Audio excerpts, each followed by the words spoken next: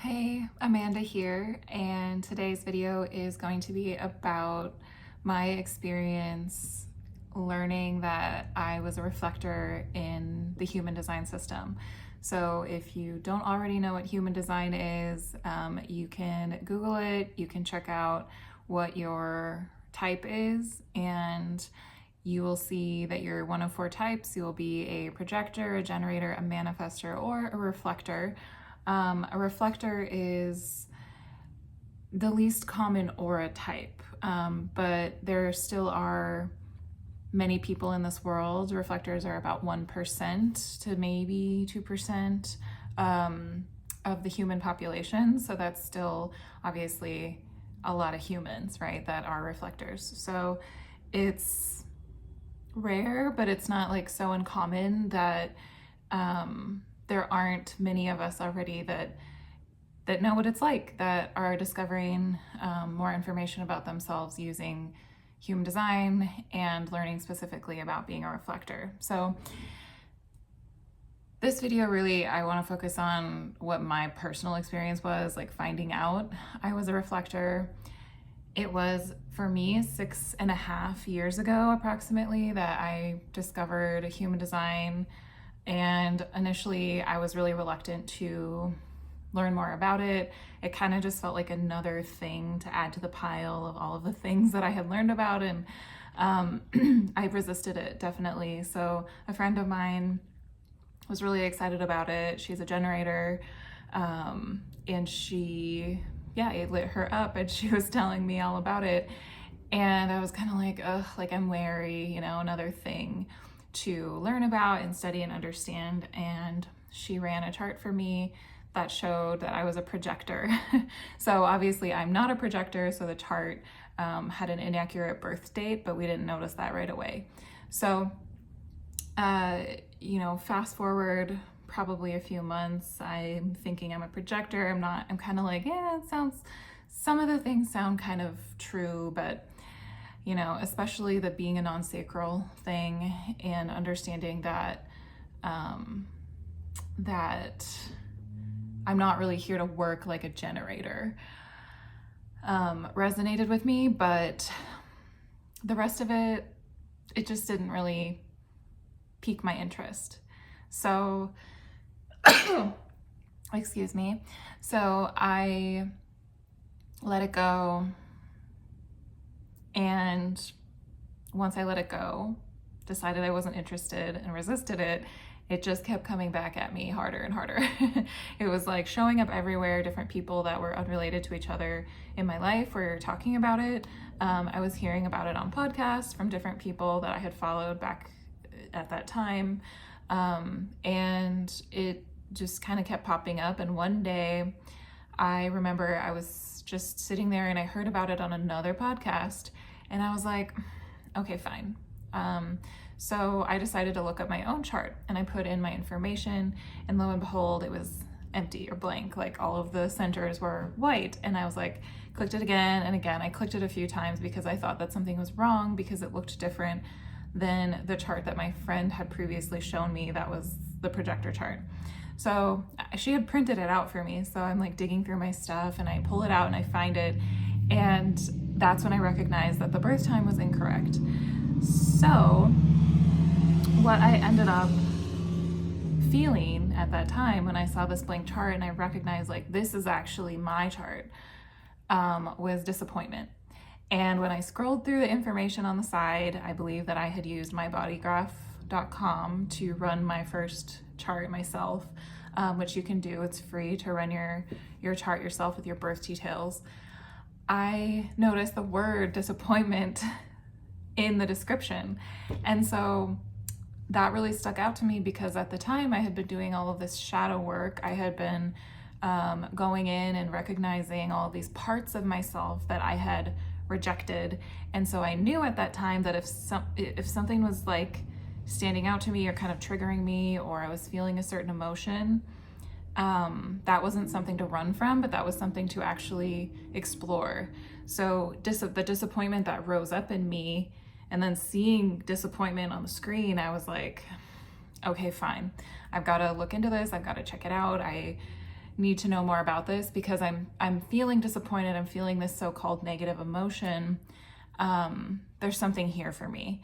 So my background in shadow work and psychic meditation and psychic training led me to a point where that sort of negative feeling was actually the reason why I wanted to explore it deeper and not run from it. So yeah, I just began learning. I began listening to everything that I could. This sort of like well opened up in me, this thirst to learn more and understand more about why, what is this type? Why is it empty? Why is the body graph blank? That's kind of what I was thinking at the time. I came to learn, eventually that being a reflector isn't this experience of like nothingness or emptiness. It's actually an experience of quite extreme amplification of literally everything. Every aspect of being human is amplified in a reflector potentially. And when we bring awareness to that experience is when we really begin to become ourselves. Because without awareness, that can be, reflectors can go to these extremes.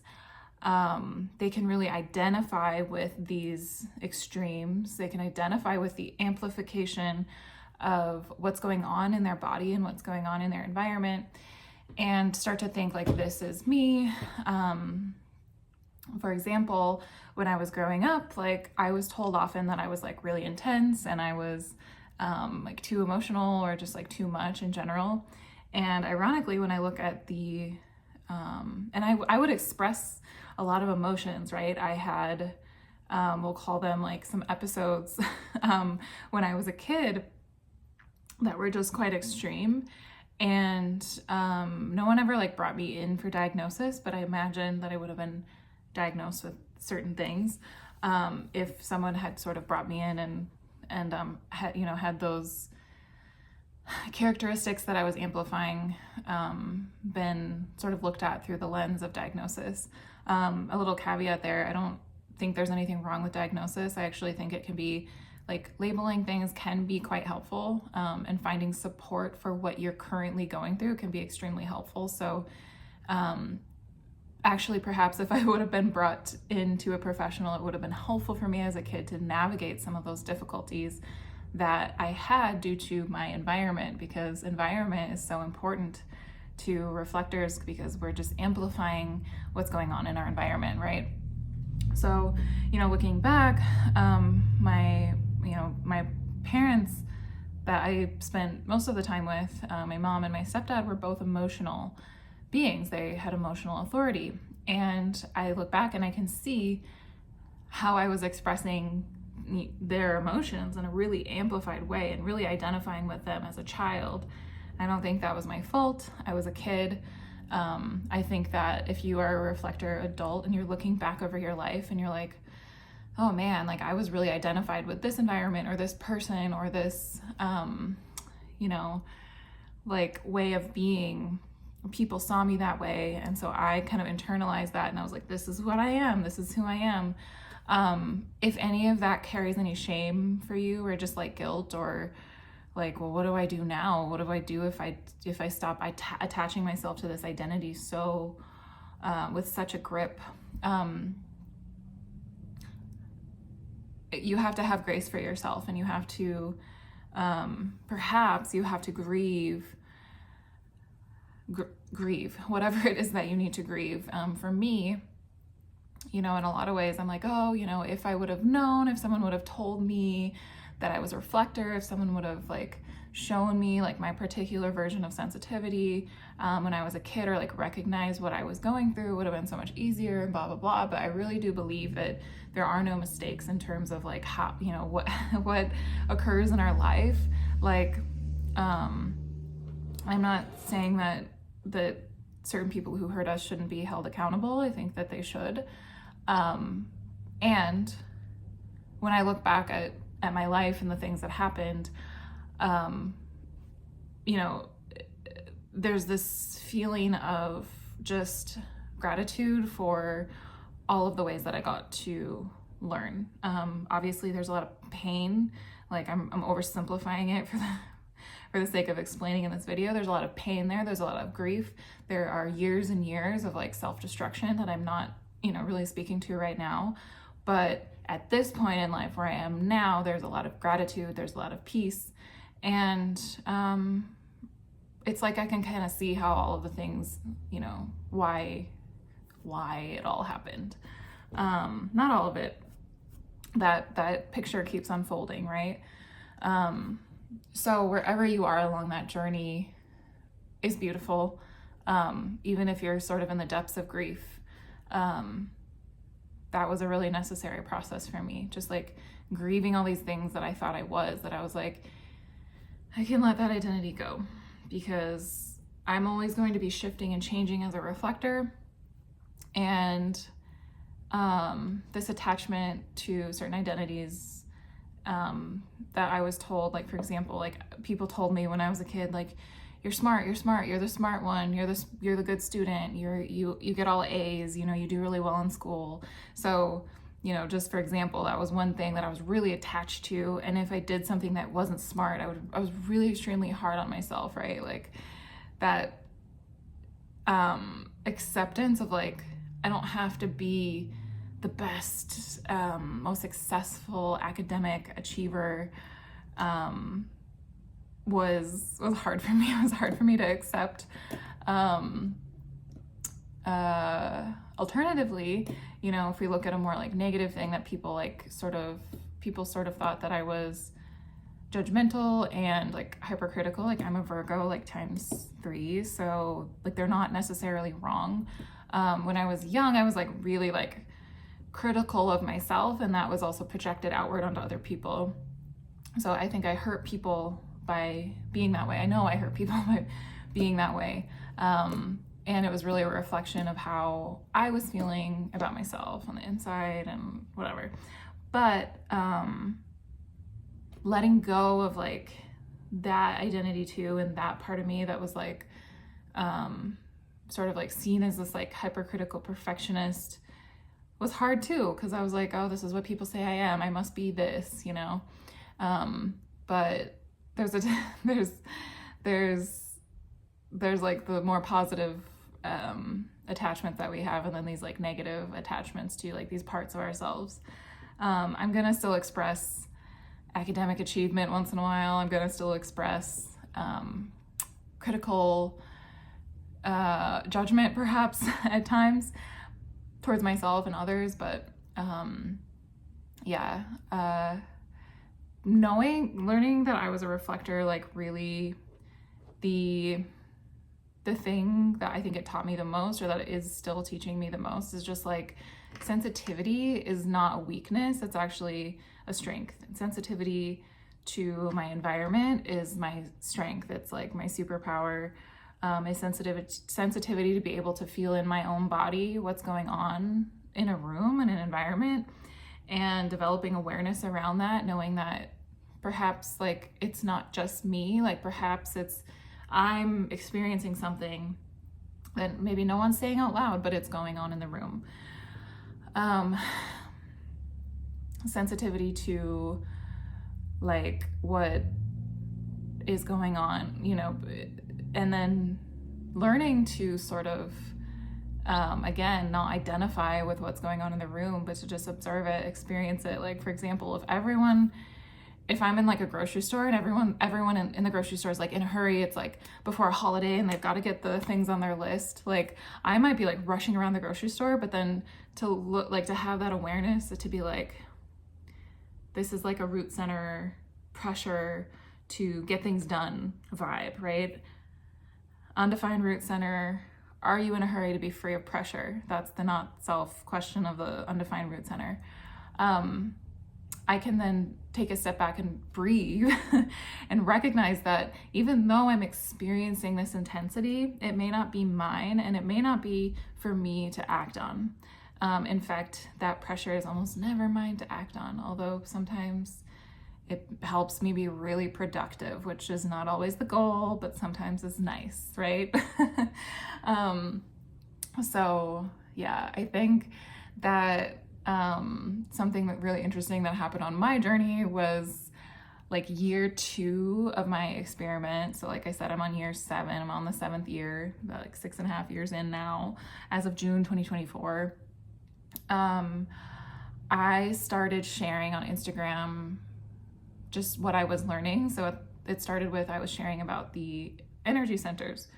So I went through and I was, commenting, and then I started posting quotes about reflectors and just started sharing what I was learning for myself.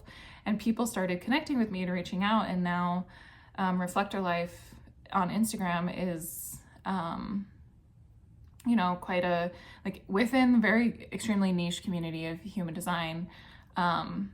People have over the years found a lot of community, I guess, for lack of a better word, information, resources from me there, because it just grew and developed into this thing where people were like, hey, like, can you teach me this? Can you give me a reading? Can you whatever? So I've given a lot of readings to reflectors. It's not something that I'm doing right now. I have recommendations on my resource page if you want to check that out, for people that I personally recommend if you do want to get a human design reading. And just like resources in general, like books and all of that, free resources like podcast episodes that I recommend, et cetera, et cetera. I have a podcast library where you can learn, and then obviously you can go to my Instagram and you can just go through my videos and post and see what's going on there if you're a reflector and you just kind of want to like go back and like witness my journey. I haven't deleted anything that I've posted since 2018, so yeah, go ahead and like look there. Yeah, now that I'm thinking 2018, I did start it pretty soon after I learned about human design. I started the account soon after I learned that I was a reflector. So I learned about human design, learned I was a reflector. A little bit later, like later in that year, I think I started the account.